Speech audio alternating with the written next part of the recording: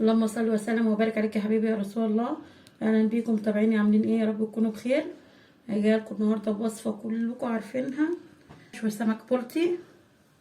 هشوي بطريقه جديده النهارده على حاجه عندنا اسمها الكانون، اللي لو محدش عارفه. ده كان ايام اهالينا زمان واجدادنا، فكانوا بيبنوا كانون كده بيسووا عليه بقى الاكل كله. فان شاء الله هشوفكم عليه النهارده السمك المشوي. انا بانيه واحد عندي فوق على السطح. طبعا اللي هيسمع قول الكانون ده هيستغرب ازاي السمك هتشوي على الكانون. الكانون ده عباره عن، هتشوفوه، انا مش هعرف اوصفه لكم كويس بس هتشوفوه.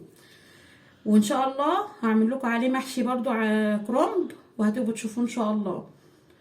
ازاي هبقى تشوي السمك على الكانون؟ دي بقى اللي انا جايلكم بيها النهارده. كانت والدتي رحمه الله عليها كانت بتحب ان انا اشويه لها، تقول لي بشم فيه ريحه الحطب او الخشب، بيبقى طعمه جميل في منتهى الجمال عن ما تشويه في الفرن وتزفري الشقه وتدخني الشقه تحت.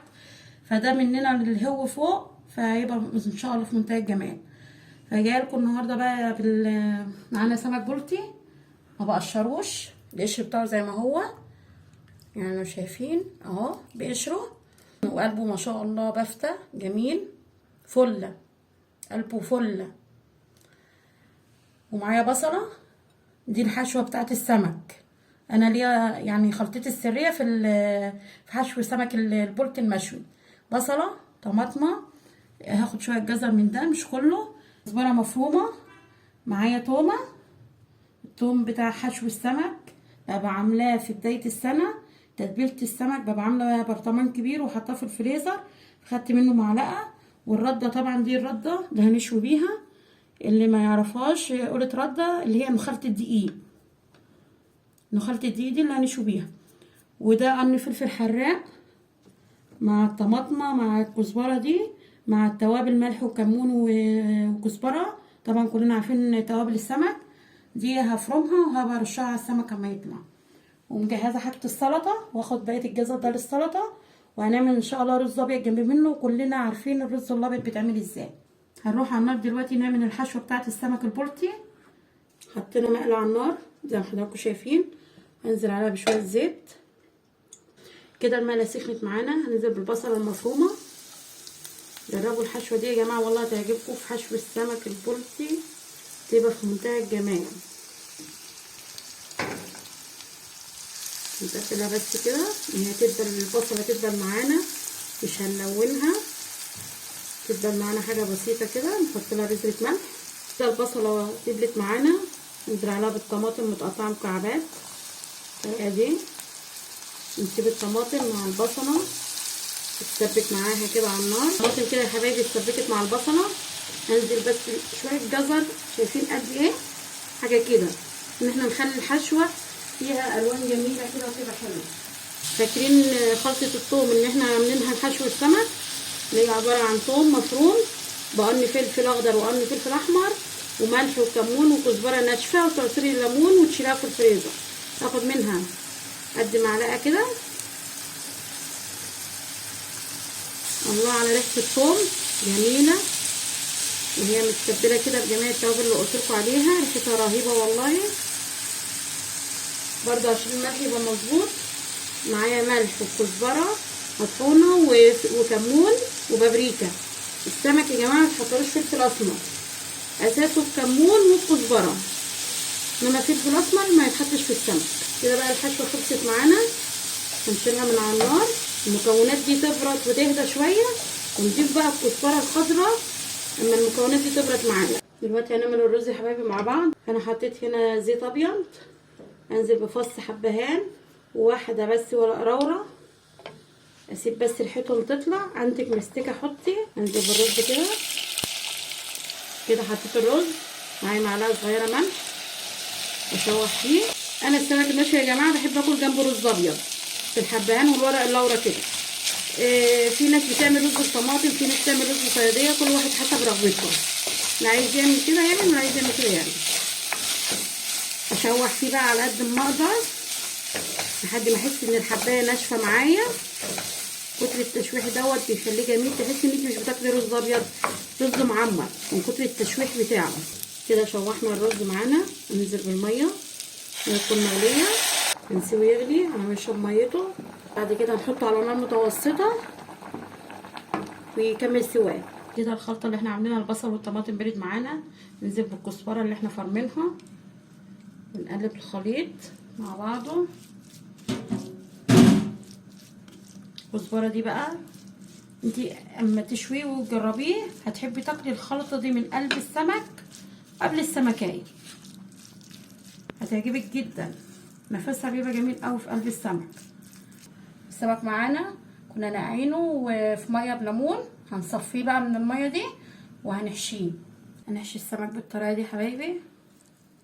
عايزه تجيبي الحجم ده عادي متاح، عايزه الاكبر حسب رغبتك، وفي الصغير اللي خالص خالص بس ده بقى قلبه ما بيتفتحش، بيشوه كده. حشينا الخلطه اهي. دول فضلوا معانا ناكلهم جنب الرز واحنا بناكل. كده السمك جاهز معانا على الشوي. دلوقتي هنعمل الخلطه اللي بتتحط على وش السمك اول ما تخلصيه شوي. معانا طماطمايه، قرن فلفل حراق، شويه كزبره خضراء. الطريقه دي هتتفرم، كله هيتفرم في الهاند بلندر. معلقه توم اللي هي بتاعه الحشو دي، نعصر الليمون، عصير ليمونتين معانا. السمك اساسه الليمون والخل والكمون. فلفل اسمر للسمك لا. عصرنا كده الليمونتين. نحط التوابل اللي معانا ملح وكمون وكزبره. معانا معلقتين 3 خل. ونفرم الخلطه دي كلها بقى في الكبه في الهاند بلندر، تضربها بالخلاط اللي يريح. فرمناها كده. اول ما السمك نبطله شوي بنروح حاطين منها على السمك، تخلي طعمه في منتهى الجمال وريحتها في منتهى الروعه. زي ما انتم شايفين حبايبي القانون اللي انا بحكي لكم عليه اهو.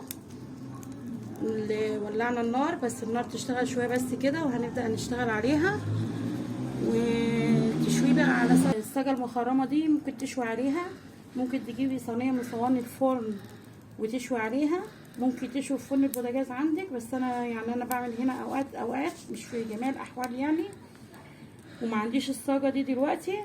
فانا يعني ايه، الواحد يتصرف اللي متاح تحت ايدك تشتغلي فيه. فجايبه اللي هي الشوايه بتاعت الفراخ واللحمه دي اللي هشوي عليها السمك حاليا واحنا مع بعض.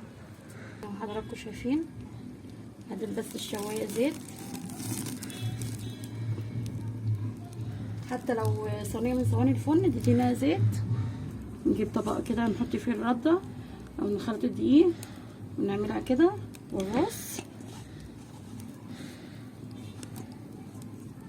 زي ما حضراتكم شايفين. هنرص الباقي واجيلكم. زي ما حضراتكم شايفين رصيته واقعد اقلب فيه كده. لو متاح عندك الصاجه المخرمه اللي بقولك عليها تحطيها وشوي عليها، بس انا بصراحه مش متاحه عندي فانا قلت اتصرف. تبقى ريحته رهيبه. الخشب اللي احنا مولعينه ده بيديله ريحه حلوه جدا. الشبكه اتفتحت وانا معاكم شايفين الجمال بتاعه.